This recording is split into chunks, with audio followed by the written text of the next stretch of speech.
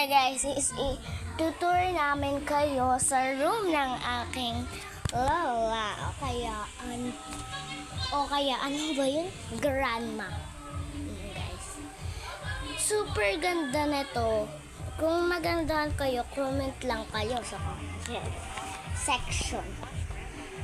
So, ayan, dito muna sa kama. Ayan guys, ayan yung kama niya. Tapos, ito yung nakakabit sa aparador niya. Yan.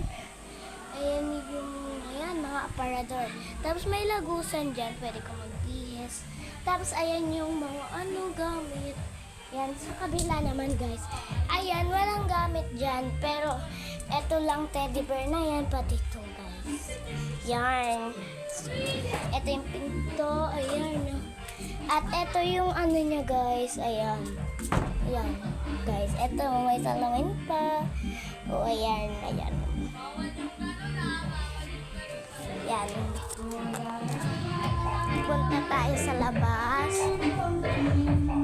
Patayin muna pala natin. Ventilador dito.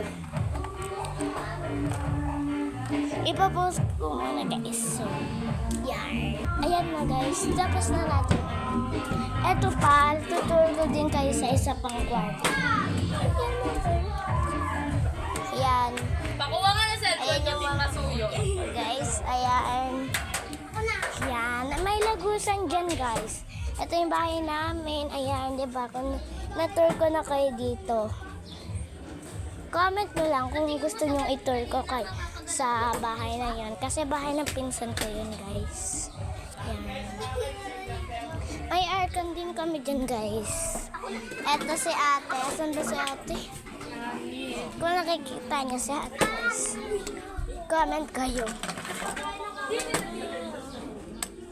Ayan.